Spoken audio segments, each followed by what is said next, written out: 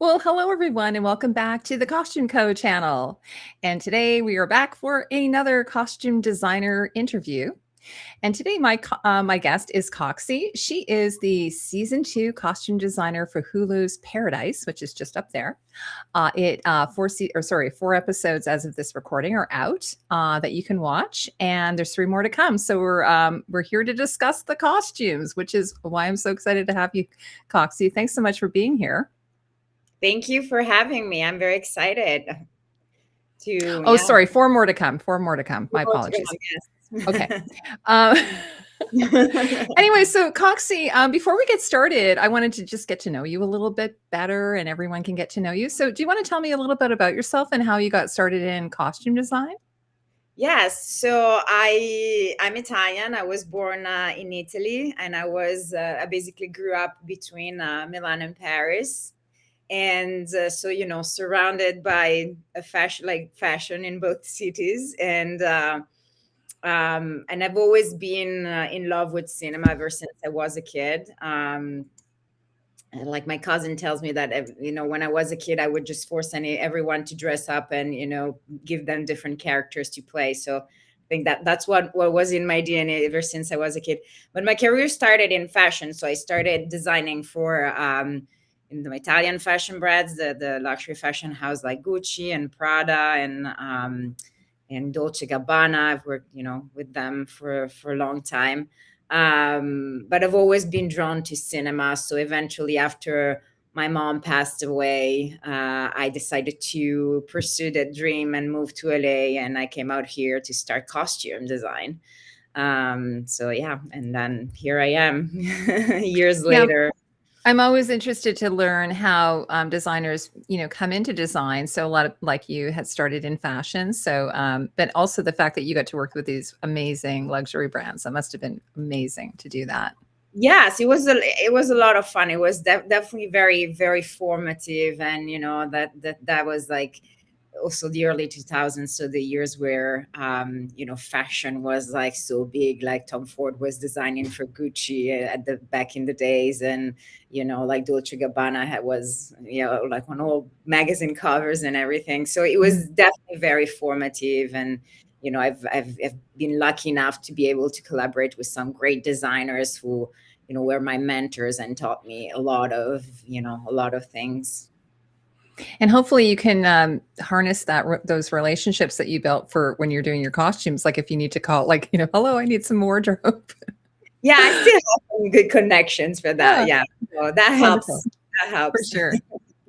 Now, so you're coming in to Paradise in season 2. There was a different designer in season 1. And by the way, just before we started this call, I just wanted to I told Coxy how much I really love this show. If you haven't seen it, by the way, if you're you're watching this video and you haven't seen Paradise, I highly recommend it. It's so great.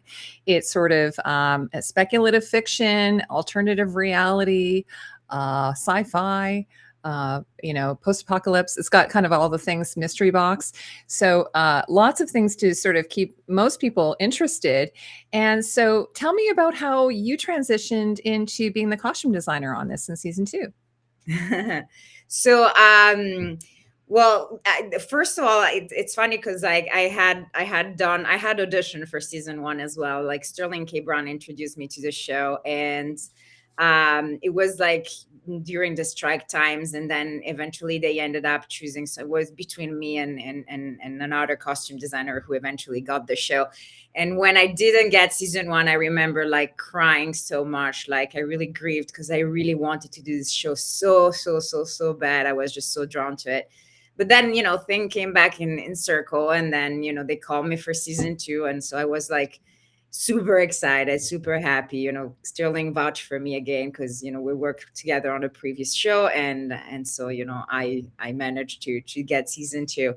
And the transition was smooth because season 1 had a very defined language that was the language of the bunker, basically. Like, so Paradise was established, and it's like this Americana style, like city underground that is run by billionaires, basically. But in season 2, things starts expanding, and even the language of the bunker starts shifting, because at the end of season one there's a revolution that starts in the bunker, and then we begin season two, we start venturing out in the world, in the real world, and see what's left of it, and who has survived and how they have survived and everything. So there was a language shift, which allowed me like to evolve the language visually of both worlds. So for example, in Paradise, now that there's a revolution that has started, we're more like under this authoritarian regime that tries to keep control and everything. So we decided to shift that language with more muted tones in the color palette, for example, so people who would feel more oppressed somehow. And then we also enhanced like all the military uniform that had to feel like a little more terrorizing somehow, like, so because they're arresting people, they're sending them Yeah. to underground prisons. Yeah, Yes. so I have a like picture here. have weapons again, like now the military forces and police, they have weapons anymore, again. And then like prisoner have to have uniforms and stuff, but the civilians themselves had to have more muted tone. So instead of like the colorful Americana vibe, we started just using more muted tones in that sense. And then that contrast, that stark contrasting, we had to build all the words outside the bunker, which were in contrast with the Paradise one. And outside it's the opposite, like people have survived, there's no more electricity, no laundry, they probably collected resources like wherever they could find them, or wherever they were when the day happened. So it had to feel a lot more, again, post-apocalyptic, lived in, distress. Like, I mean, there in that world, like the clothes, everything, every piece had to feel as lived and as survived as all the character that then wear them. And then within those two worlds, it was also very important to maintain like the different subworlds, right? So the Graceland world, the rural world, the city world, the swap market. And within the subworlds, it was also important to maintain each character's individuality, like each character's personality and who they are and where they come from. So yeah, that was the shift and the transition between season one and season two. So Yeah, it kind of feels like a little bit like, season one is book one and season two is book two. So it's like, it has its own sort of storyline and arc and everything, even though it's sort of the through line there. One of the things I wanted to comment on, just as I was looking at the military style uniforms, is it sort of has a real world analog parallel to what we're living in right now, right? And at least in the United States, I'm in Canada. So when you were watching the show, were you like, oh my gosh, like yeah. given what's happening? Yeah, I have to say, like, everything that happens to us on the show feels terribly real in a way, Mm-hmm. because the coincidences, the connection, the way it's, this parallel realities that, we talk about in the show as well. It sometimes feels like, oh my God, are we actually living? Like, I mean, are we actually doing a show, but we are in the show? Are we in the show ourselves? It feels very surreal at times. Absolutely. So I know you've touched on this a little bit. Maybe we can dive a little bit deeper into it. So the story, it moves across multiple timelines. So we have like flashbacks, we have multiple locations. So what challenges did that present to you as a costume designer, and when you're tracking characters and their journeys at different points in the timeline? So, well, yeah, definitely tracking different timelines requires a lot of discipline. Mhm. Because every character is essentially living in multiple visual lives, and depending where they start from, where they are, and where they're heading, and then even what's happening to them. So we would definitely like for each character, and we would create these visual timelines. So even their outfits had sometimes had different level of aging and different level of distressing, and we had to like literally like number all of these levels of aging and distressing, and like really map them out, like they're wearing level 1 of distressing from this scene to this scene, and they were level 2 from this scene to this scene, and they're level, we're level 3. So we had, and visually like map them out so that everything could be like as organized as possible on set. And so for example, a very good example of that is Xavier's black outfit, and like in episode 6, like when he grabs like something new from the swap market. Is it this one? Exactly, that one. Yeah. So that one had like literally like 3 or 4 different levels of aging. So it starts off like as a clean outfit when he grabs it from the swap market. It's like he's just this sort of, I'm not gonna say new because it's already like vintage. But then there's a behind the scenes picture of it, right? The final stage, and this is the final stage where it's gone through his whole action, and then it's gone through the explosion that takes place at the train post.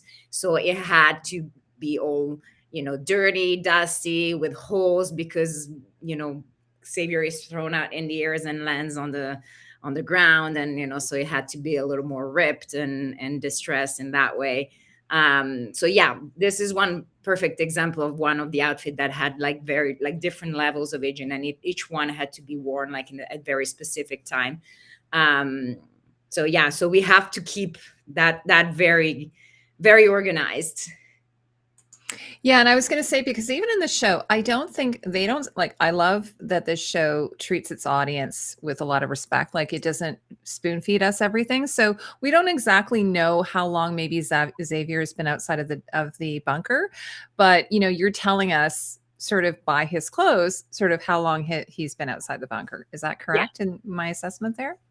Yes. Yes. I mean, yeah, I think like Xavier's wardrobe, like in itself, like has a journey in a way, like he starts off, well, the first time we leave him at the end of season 1, we know he's going out of the bunker to go find his wife, right? And then when we start episode 2, the first glimpse that we have of him is that he's there like half dead after his plane crash, like.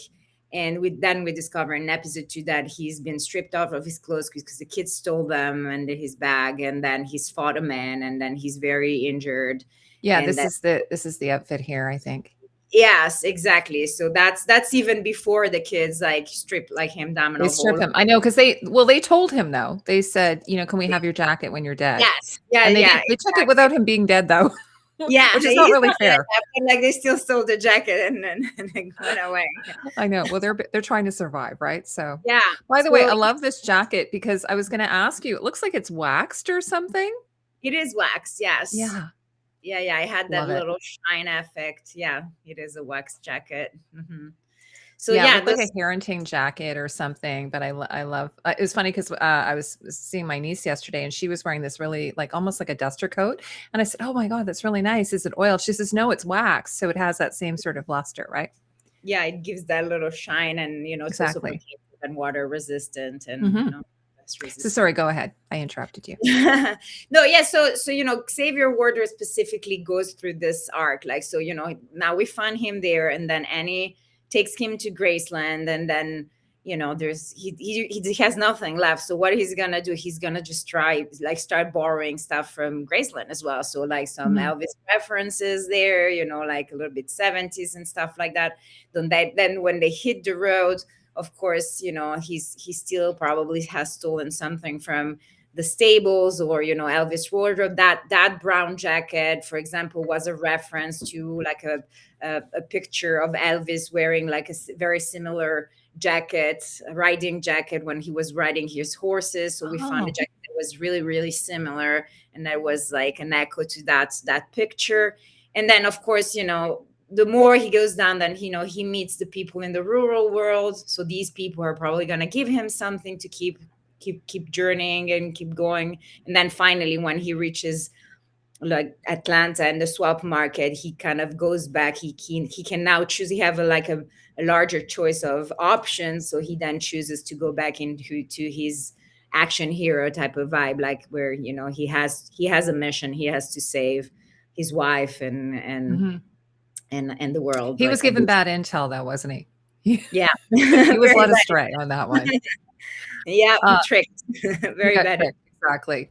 Mhm. So okay, so my next question is, I sort of talked about this already. So season 2 takes Xavier out of the bunker and into the surface for this first time.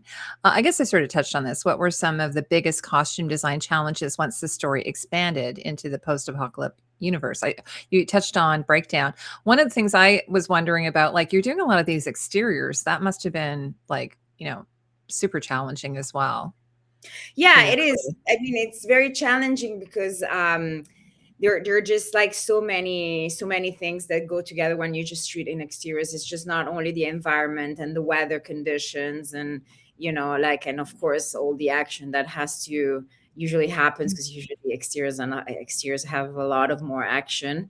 And but you also have to keep your actors warm or cool them down if it's too hot, so you always have to have extra blankets or coats or ice packs or things like that to keep them at ease. And then you also have to plan for spare costumes, because they might they might go through actions and something could malfunction or maybe get ripped, like, I mean, get not dirty, because that was actually very useful for us in this context. But Mhm. I don't know, they might, have a little wardrobe malfunction. So we try to prevent all of that beforehand, and we try to be ready as ready as possible on the day, so that we don't have to then, to fix that problem last minute. So yeah, Whereabouts were you shooting, the exteriors, by the way? well, we're all over LA. Yeah, we Oh, shoot everything in LA. So interiors are often on stage. We have our production at Paramount, so the interiors are often shot there. And then all the exteriors are all over LA. oh, Different. okay. So yeah, you would be dealing with like like hot weather Yeah, sometimes.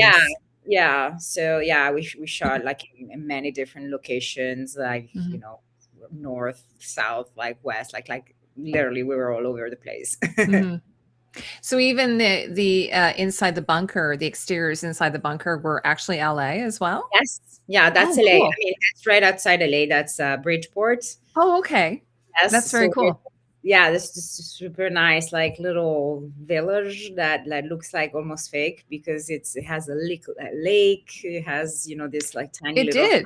Yeah, yeah, yeah, It yeah. was So amazing. Well, I mean, this is what, and it's interesting because yeah, when you watch, even when you watch episode 1, like of season 1, you immediately say something's not quite right here, right? You kind of know yes, something's not quite right. So I love yes. that.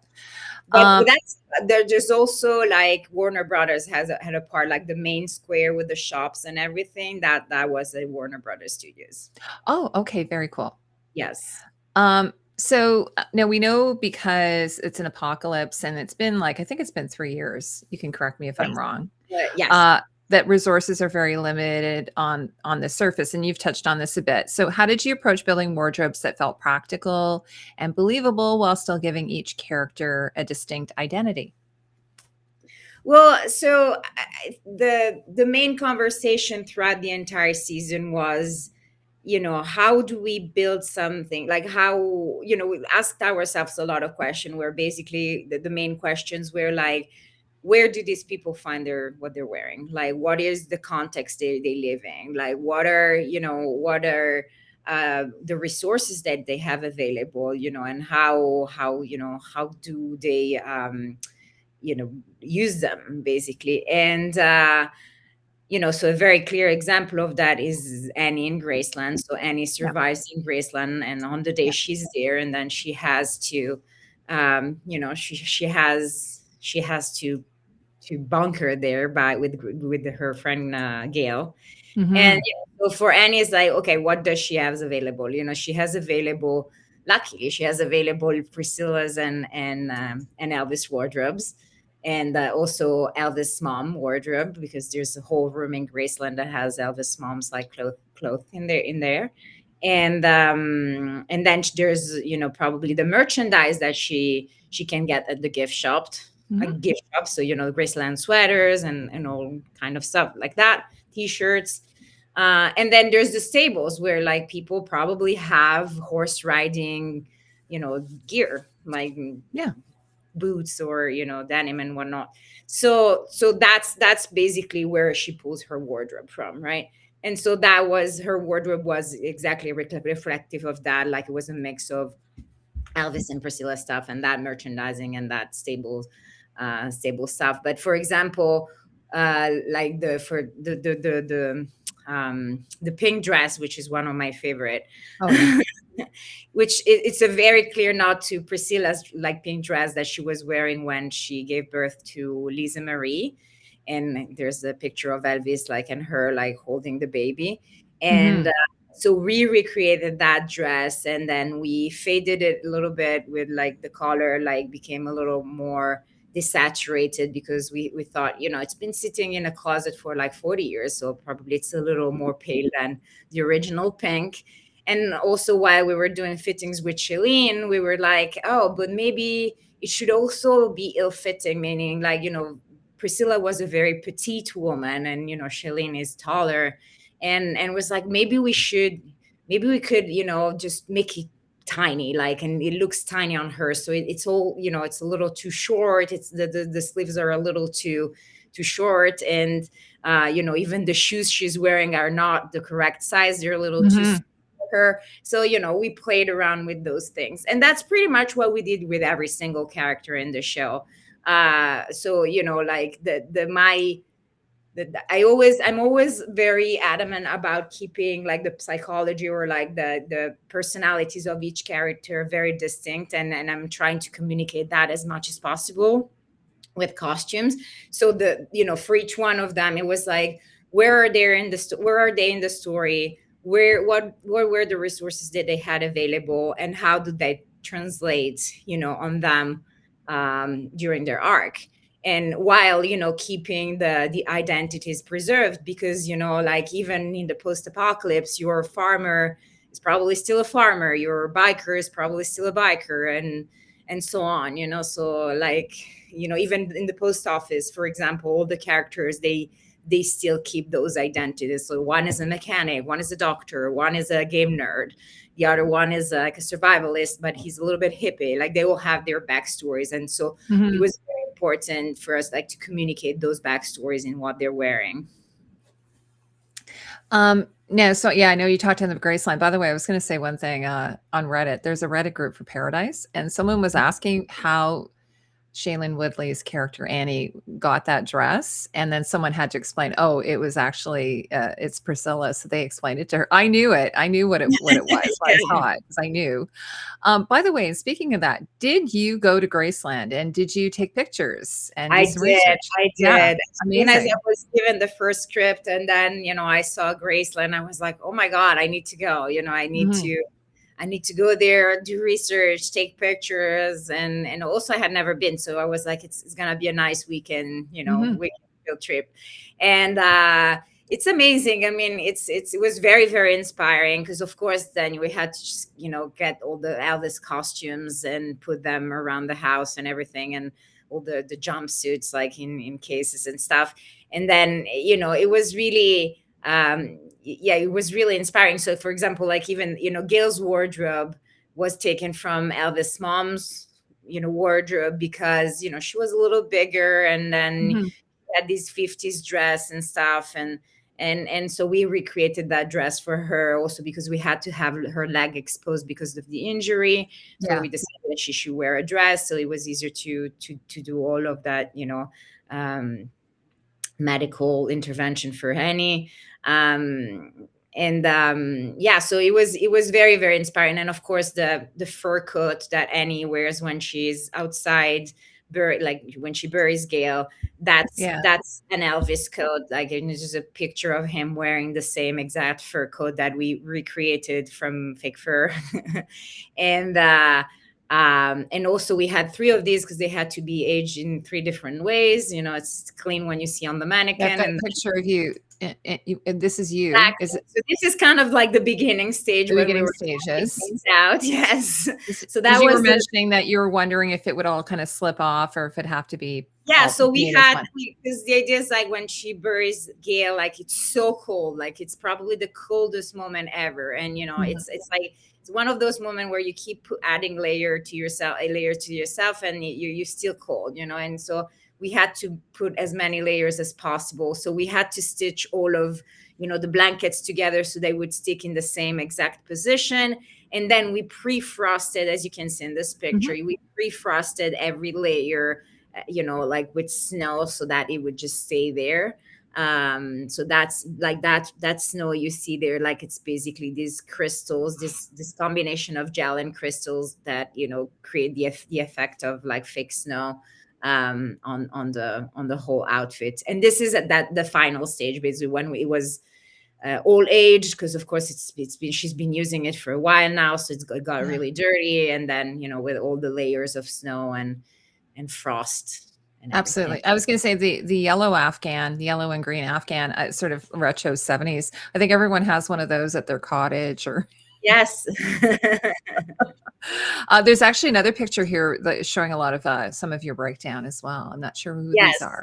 So that's a similar treatment that we did like down the road for the like these are the frosted coats from the post office, the ones that Gary and Terry wear when they go out outside in a similar storm situation to put out the antenna and try to so that Terry can start messaging Xavier, or to try to Oh, message yes. Oh, that's right. I Xavier. remember that now.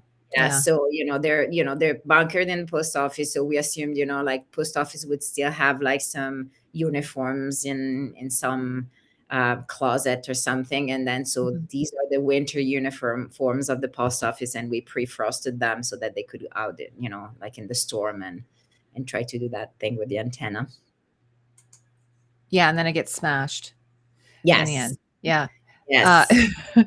oh, okay. This is sort of fun. I think this is at the market. So, and this is funny because I just watched um, Mad Max Thunderdome with my kids. Like we had watched the first one. I think we watched the Road Warrior, and of course, I love Tina Turner. I actually met her years ago, by the way. Wow. When Oh I was my 15, I went to a concert, and it goodness. was a very kind of intimate concert, and my friend and I stayed back after. We were only like 13, I think, and she stopped and talked to us. I couldn't believe it. Wow. And Oh she my was the God. tiniest little thing. She was so little. But anyway, so, she has this iconic outfit she wears in, Mad Max Thunderdome, and so you recreated it. You have a drag queen wearing Yes. this costume. So do you wanna tell us a little bit about that? I don't have a picture, sadly. Maybe I can add one after. Yes, I that was a lot of fun to do. Mhm. So there was like, it wasn't a script, like they wanted the drag queen Tina Turner. And my, as soon as I read that, it was like my mind went immediately to Mad Max Tina Turner, right? Because it's just like it's kind of a similar vibe with this post-apocalypse, and that costume is just so iconic, it's just like so iconic. And same as it's just discussed, like how people are, what are the resources that we have to actually recreate a costume like that. So the idea is there is that our Tina Turner, our drag queen, like she still's like strong on her personality. She she still wants to entertain in this post-apocalyptic world. She still wants to be that type of person, right? And but how is she gonna like build this costume for her? And so it was like, well, out of only she only had like out of recycled materials, basically, like out of things that could look like metallic but they're not really. So the dress, like the dress itself, the top, shoulders, and the skirt were made out of like this fabric that you put in gardens to create shades. Oh, Like, I love that. yeah, so that was that was like she probably got that from some garden, and she created like hand stitched like her costume with that. So it also has like very visible like hand stitches, and that's like the top and the skirt. And then all of her jewelry was also made out of recycled materials. So for example, the bangles she has were like the lids of the mason jars, like the ring of the lids of the mason jars with some other material pieces, like metallic pieces. And then the earrings were like the slinkies, like the little slinky Mhm.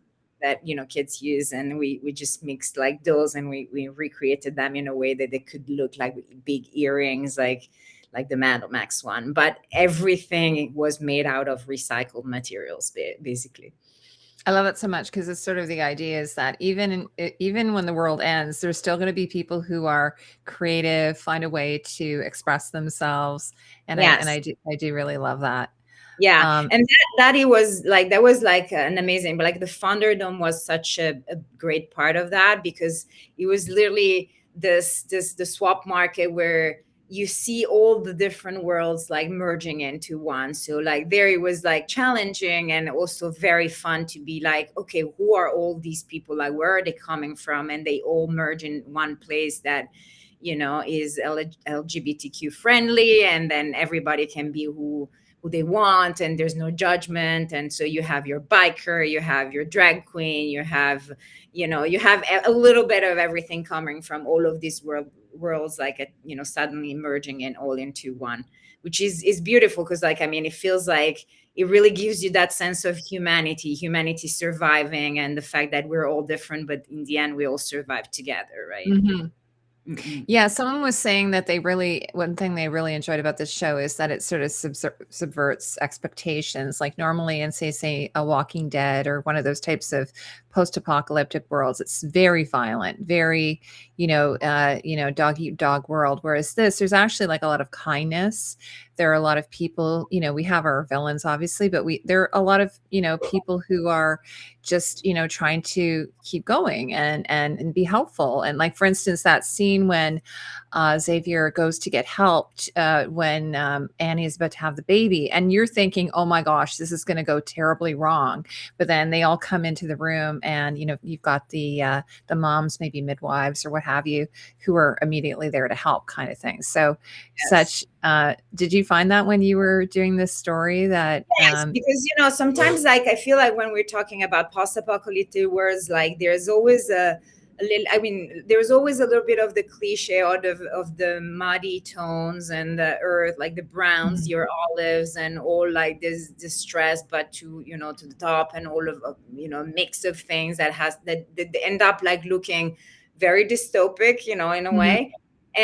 But our goal was, and also what the show is about, it's reality, it's like relatability, it's like humanity and people coming into communities and helping each other to try to rebuild the world. So of course they've gone through a lot of stuff, but still, again, they maintain their identities, and if their favorite t-shirt was red, it should still be red, and not like not so like, so on one end, like it was not trying to not fall into that cliche of like muddy tones and and olive tones.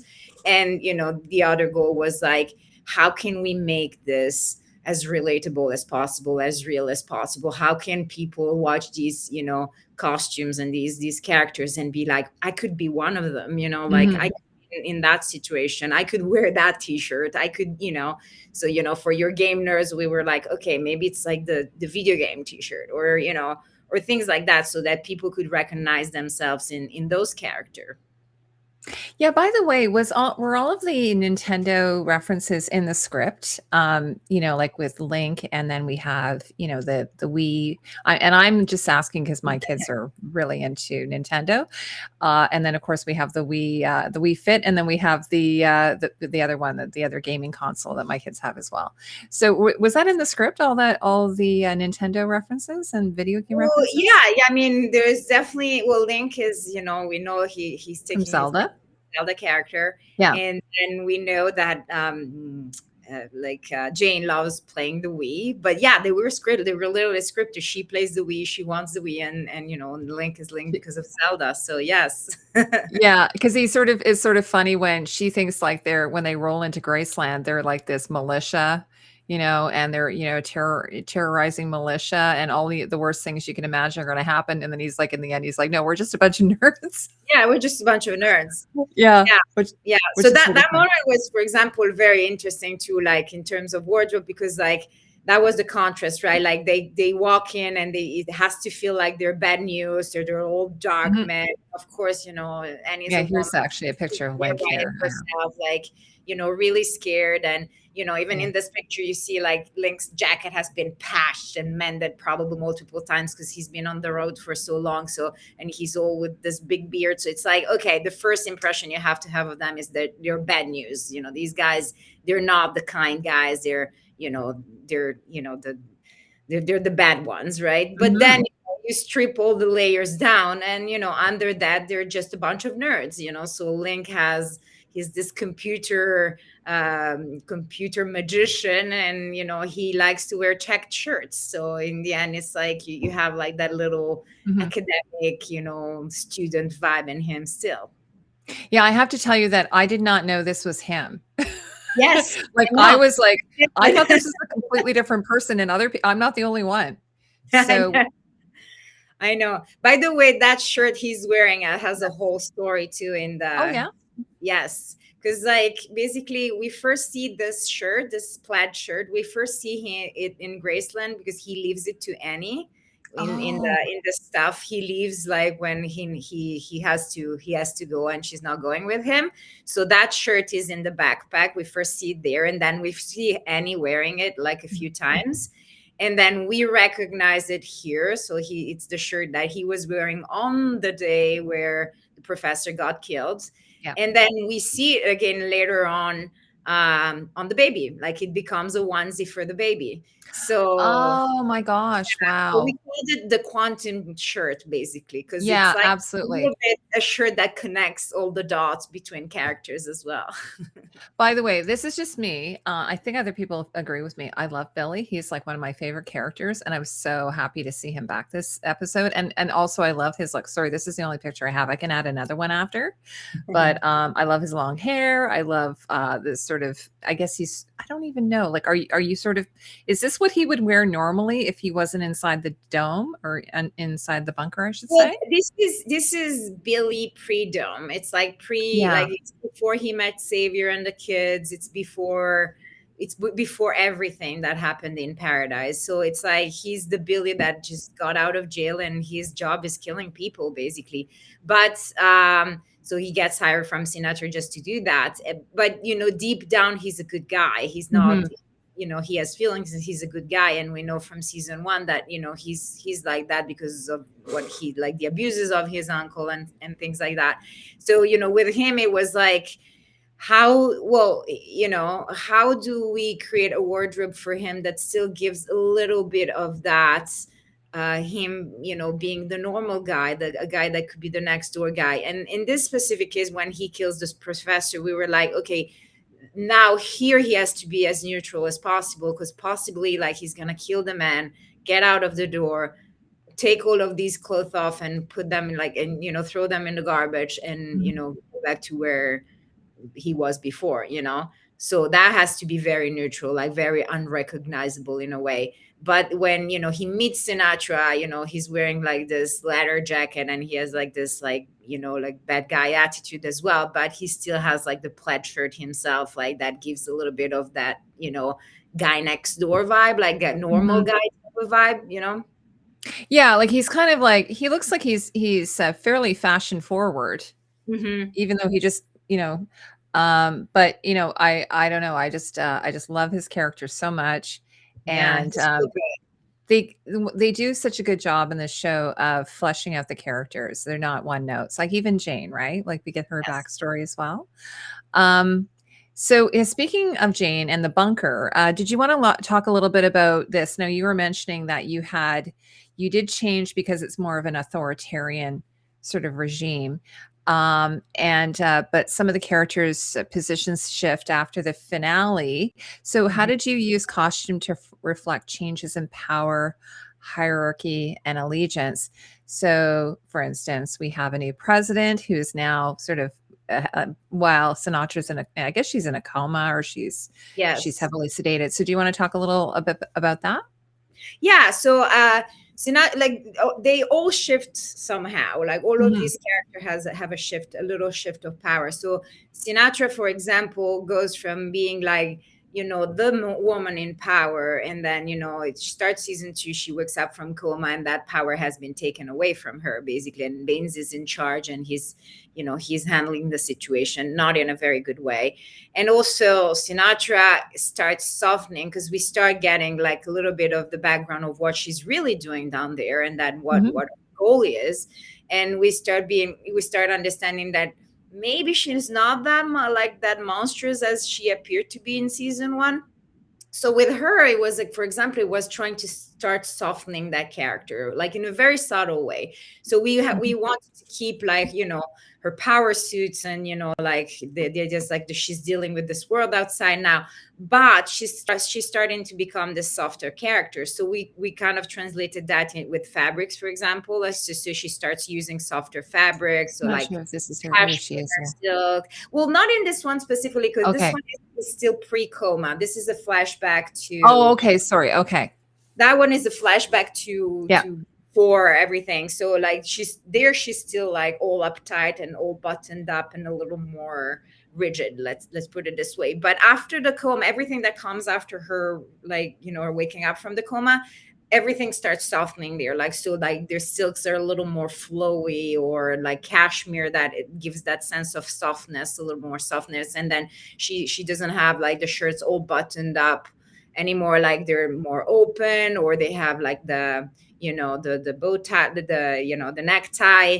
And so and even when she meets things like her, she's still wearing like a gray suit, but that's a cashmere suit, so even that is a little more soft, because then she discover something very important that we don't want to spoil right now. Yeah. Yeah, by the way, I was gonna ask you about that. So when she's in her closet and she's going through the looks that she's gonna choose, and her husband wants her to do sort of a red suit, what Mhm. was her reasoning behind not choosing that suit and going back to what she initially decided? Do you I think know? I think it was it was more of that vulnerability wanting to be at play, because red is very strong and bold. Mhm, It's like a statement, and it's almost like like a more, it definitely exude more confidence, so it's like red is the clear statement, like I'm in power, I'm the woman, like who can wear like the red suit, right? It's not for everyone. And but that whole conversation was about feeling, like how do you feel after our son died, like, and like what, how can you handle this? So gray is the safe choice, is the comfortable choice, is probably the one that makes her feel like a little more protected in a way. Like she can't handle red right now, she's a little more vulnerable than what she was before. mhm, And maybe it's just really that vulnerability down the road that's gonna make her do the choices that she makes. mhm. That totally makes sense. Um, Yes. so, my last question, then maybe we can just go through a few of the other pictures we haven't had a chance to talk about while we have a bit of time. Is that okay? Yes, Um, absolutely. so when you're designing for a world like this, how much backstory do you create for the clothes themselves? I know you've talked quite a bit about this already, but so where they came from, how they were traded, or how long someone has been wearing them. I know you've touched on this already a bit. Yes. I mean, I think the main thing for me is it all starts with character. Like, I mean, my primary goal is really like uh to create something that really reflects who the character is, where what they're going through, and where they are in their story. So in this specific case, like, I mean, every time, like, it's a game that we play. It's like, so who's his character, what's his favorite thing, what's his favorite color, what are the things that represent him or her. And and and you know and then again, for the clothing, yes, absolutely, it's like where did they buy, like where did they buy or trade or get them from, like how did they find them, like in what state were they, did they have to repair them or mend them. So we definitely start asking all of these questions for each one of the characters. And what I do when I prepare these worlds, like, I mean, there's always I'm a big fan of mood boards, and that's kind of like a visual map for me to orient me and myself and all of my team on the choices that we need to make. So if you look at my office in our bunker at the Paramount lot, it's all the walls are basically covered with images and mood boards. And usually I create like overall mood boards for each one of the worlds, like, so with usually one big overall mood board with textures and treatments and, you know, and stitches and like all the little details of things. And then there's always a one big mood board that is for each world. So there's, you know, World of Paradise, World of the outside world, like the bunker, like the post-apo, like it was Graceland, or the rural world, like, and the city world, like, so each world has its own mood board. And then each character with that leap inhabits those worlds has its own mood board as well. So a lot of mood boards. Yeah, And no, I love this. And then you can yeah, always look at it at any point on your exactly. wall. So Wait, it's where is like, that? so for each character, it's like, what are the accessories? What are the pens? Mhm. What are like what it's his style? Like who could he be? Like if we were to think about some character that we know, you know, and so we create all that visual language first, and then, you know, we start sourcing things that can express that visual language with, you know, with all those questions, you know, where they're getting things from, what are the resources, how many times have they used them, how many times have they repaired them, you know, like things like that. Mhm. Yes. Yeah, because even with something like Sinatra's closet, that would have had to have been pre-planned, right? I mean, there might be shops Yes. in the world, but she would have had to load her closet like, you know, well in advance of the Yes. apocalypse. Yes, I feel like the world of the billionaires is a world like that has no, like, it doesn't, the rules for them don't apply. Like, I think they're the only one in this story that were able to plan ahead, were able to, you know, ship, I don't know, suitcases because they knew what was going on. So they still have their very sharp, like clean Mhm. luxury looks, whereas everything else is treated somehow, you know, even if it's washed once. Even Paradise civilians, like, they're not brand new out of the closet, you know, out of the shop, like the clothes are not brand new out of the shop. Mhm. They're still washed or treated in some way that makes it feel that they've been using it a few times, because, you know, they've been down there for 3 years now, and, you know, Mhm. they kind of reuse the same things, because there's probably some vintage shops or some clothing stores here and there and tailors that are, you know, creating new things out of, you know, recycled things. But yeah, but they wore those. So the billionaires wore the part where, like, they were the only ones, they were still like super sharp and luxury, and it looks like they Mhm. had brand new clothes forever. But even then, like, so if, you know, it's 2025 when the apocalypse happens, you know, and they've been loading their closets, you know, it might be, the silhouette might be slightly different than, you know, because maybe they put everything in there a couple of years before. So, or Yes. they may not have the same silhouette that we would have now because Yeah, they and front I loaded think it. it's like, because, you know, something really interesting happened to me, like, and even that made me think about the world of billionaire. When the fires happened in LA, we did like the Costume Designer Guild with this, you know, we did like volunteering, and we started receiving donations from everywhere, so that we could help all the people that had lost everything to rebuild their closets, right? So it was like this giant flea market in a way, like, you know, where people could just, like, people who had lost everything could come in and grab as much as they wanted and, you know, rebuild their closets, and we would help them do that. And I remember this one day, this lady calling me, and she's like, do you have designer stuff? Because, you know, I lost all of my Chanel and Gucci bags, and, you know I shouldn't be, you know, thinking about that, but, you know, like, I don't have my Yves Saint Laurent flats anymore. And I was like, this is interesting. You know, I Yeah, thought it that was is. really interesting, that, like, even if you lost everything, what you think about is still your Chanel and Louis Vuittons and whatnot. And so I was like, well, that to me is the world of the billionaires in Paradise. Is like, even if the world has ended, like, you know, they can still bring in like their trunk, like Louis Vuitton trunks full of things, because they can. Mhm. They have that ability to do things. So I was like, maybe they're just a different world from everyone else. But it was funny that you mentioned that, Coxy, because years ago I was volunteering, and we were doing, like, I worked with refugees, and we set up a store as well where they could come in and shop for clothes. And I remember we had this one donation of like a 1970s motorcycle jacket, and I said to the woman, I said, "I'm very sorry, but I don't think that there's going to be a use for this. Like, honestly, you could probably it'd be better for you to sell it and then maybe give a donation instead, like for, Yes. underwear and socks or something. But I was just like, I thought it was so funny that they would donate a 1970s motorcycle jacket, which they could probably sell on eBay for like $500 or something, Yes. and then thinking that a refugee would want to wear this jacket, and it just felt super out of touch to me. Yeah, I mean, and my answer to this lady was like, "Look, you're welcome to come and take a Mhm. look, if you can find something. But right Yeah. now, I have to give priority to people who need underwear. It's like Exactly. Yeah. this That's what we was were doing. We were taking donations for underwear and socks and sanitary, and that's the type of thing we were doing. But well, we just have a few minutes left, and maybe we can go through a few pictures. Is that okay? yes, Because thank I know you. there's a few characters we didn't get to. So let me see who I have here. I'm just going to pop them up, and then you can. So of course we have the handsome James Marsden The as handsome James President Marsden, who's Cal. adorable, and it's like flashback, like to Cal, and so we had a nice Oh yeah. collaboration here with the brand that's Tom Sweeney.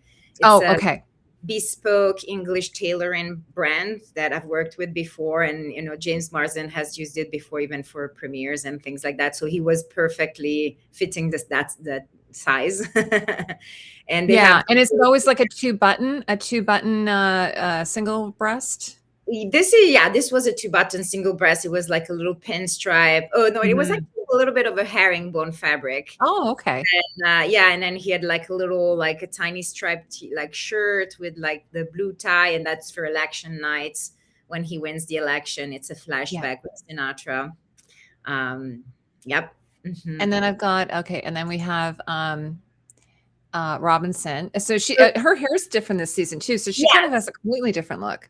Yes, because she's been demoted. So Mhm. basically, in season one, she was the head of the Secret Service, but then, she became Xavier's ally in trying to put Sinatra down, and now she's been demoted because she's seen as I mean, she still has her job, but she's not in that same capacity. So we were like, okay, Mhm. now her look has to look more utilitarian. So it has to go back to the uniform vibe, right? So we decided to just create that with this vest and black vest and pants. Um, yeah, By the to way, give. I think I have that same mug she's holding there. If it's Oh, a yeah. Yeti. If it's a Yeti, I think I have the same one. And Nice. then here's her look also. So when she goes to prison. Yes, and those.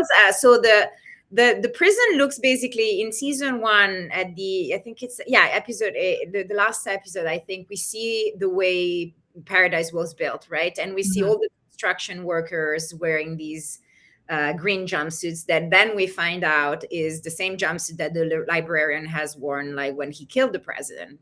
Yeah. So the idea for the prison uniforms was like, well, these guys never thought they would have to build a prison down there, right? Like Mhm. because in their minds, Paradise was an utopia. It's basically nobody's ever gonna do anything bad. So they didn't have any prison, uniforms ready for anyone. So and then they're sending people down there, which is the same level where the construction workers were building Paradise. So we thought, okay, then maybe they're recycling those constructions uniform to give them as to the prisoners as uniform and make them identifiable. So we recycled those and made transform them into the prison uniforms. Yeah, so here it looks like she's just like sort of dropped it and then tied it around her waist. Is that Yes, correct? Around her yes, singlet because there? at some point, they start well, they have to escape the prison. So Yeah. that was kind of to give her more of a badass She look. kicks into her superhero Ripley sort of For woman power, and woman it's power. Exactly. Okay, so I have a few others here before we run out of time. So here's this one. So this is Gabriella, and I thought I had a picture of this jacket. I love this jacket, by the way. yeah. So Gabriella always has a little bit of an academic look. So the Mhm. plaid jacket, but she always has to be soft somehow because she's the therapist, and there's always something about her that has to express like that openness to other people. But also her character shifts a little bit throughout the season because like Yes. towards the end, like episode 7 for example, she's more like she's more in power because like she starts putting like, I think she starts setting boundaries around her, because like she realizes that she can't trust everyone. Like, I mean, there's a lot of people she can't trust, and she needs to protect herself. So she starts setting those boundaries a little, so her power shifts as well a little bit. So we see her going more towards that more empowered, look. And then I think this is Sinatra here. This is like, Yes. do you call this? I call this a secretary blouse or a pussy bow blouse. What do you call it? I don't know. I call it necktie or something like that. In the 80s, we used to call it like a secretary blouse if it had a bow that you would tie. Okay. Yes. Yeah, so Yeah. this is when you were saying she's sort of a bit softer. Yes. That's exactly when she's softer, because like the whole suit was out of like a woolen cashmere fabric that was very flowy, and that blouse is very flowy. So that's when, she's back in power. She's back to her role of like leader of paradise. But she's a little softer because she's gone through the coma and everything else, and we start discovering things about her that make us think that she's maybe not that monster that we all thought she was. Yeah, she keeps saying it. She keeps saying, I'm not a monster. Yeah. And of course, you always like think when someone says that we shouldn't believe them, but there is some indication that she isn't a monster. Maybe she's not. Exactly. Maybe she's Yeah, actually doing something good for all these people. she We is. don't She's know, right? And then of course we have Jane. Yeah. When I saw this outfit, it feels like she's sort of, maybe she had gone to Quantico or something, and she's like, what the FBI would wear on the outside. So tell me a little bit about this outfit. So it's still kind of in the world of the Secret Service agents, because she's still doing that, but we upgraded it a little bit. We made it feel like a little more like in a way masculine, so we could give her a little more power, because she's handling a lot of more things, compared to season one. So yeah, that had to feel more like it's kind of the same idea of season one, but it was just like a little upgrade of her suit. Yeah, and of course she's not what she seems to the outside world. Yeah, she's the one in charge in the Secret Service right now. So basically, she's more in that type of position. So we upgraded her suit a little bit of that to reflect that, basically. And then I just have this other picture of Xavier. I think this is like maybe, I don't know. Yeah, that's his final outfit. Like this is his final outfit. Yes. Exodus. So he's on the train wearing this then at the end, I guess. Exactly. So yeah, so it was very hot, so it was kind of like let's give poor Sterling like a little last layers. he's removed some of the layers. Yeah, definitely he was gonna change after the train explosion, because like he had holes and everything. So and that t-shirt was like so cool, because like it had like this acidic wash, like that looked like it was just, like it had all of that acidic wash, and you can like clearly see it. Well, you see it in episode 8 like more than anything. Oh, I had this picture too of them in the hospital as well. Oh yes. This is really cute. That was so cute. It's funny. I was thinking about having the men and the women in the same thing, but then my brother-in-law had surgery, and it was a mixed ward. So this is a thing I guess they do now. Yeah. For the part, like we had to create something that made Xavier look like very young, Oh so yeah. So you went with sort of he has a couple of outfits, I think, after he's released, and so this is like a bit of a denim jacket, I guess.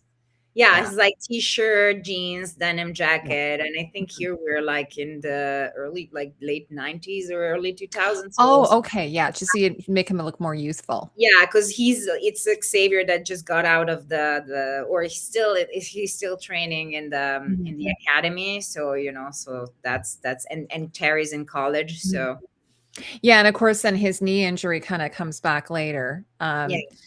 That sort of becomes a through line there. Well, anyways, Coxy, I want to thank you so much for spending this hour with me. Thank you for having me. That was so much fun. So great. And going through all your pictures and everything. And but before I let you go, did you want to tell me if you're working on anything else coming up, or do we have another season I believe we have another season of Paradise coming. Season. Yeah, so I think that's going to be the final season, I've heard. Is that true? Yeah. it's we're gonna have another season, and yeah, it's gonna be Paradise is gonna end with season 3. It's gonna be the season finale, unfortunately, because It's pretty I sad. love this team to get so much, and like, and definitely I want to give a big shout out to my team because they've been like so wonderful and so amazing. Like everyone on my team is just phenomenal and so dedicated and so amazing to work with, and they did a wonderful job, and I wouldn't have done any of this without them, so big shout out to them. But the whole Paradise crew is just absolutely amazing. It's lovely to collaborate with all of them. It's a great It's wonderful. And also the other thing that was really surprising, I think caught a lot of people off guard, was how quickly we got a season 2 after season 1. Like it was like people are like, "What?" Because normally now the sort of the thing seems to be a year and a half to 2 years between seasons of shows now. So that was kind of a Yeah. nice surprise. Yep, things are changing. So other than Paradise, are you working on anything else that you're allowed to tell me about? No, not at the moment. I'm just on Paradise. Oh, okay. Yeah. What's keeping you busy? Well, I want Yeah. to thank you so much for joining us today. Thank you so And much, Abby. It was so nice to meet you and to it talk was to very nice to meet you. I hope we can have you back soon you. Yeah, to discuss the next season. absolutely. Thank you so much. I appreciate it. And but anyway, so I just want to let everyone know that Paradise is out on Hulu.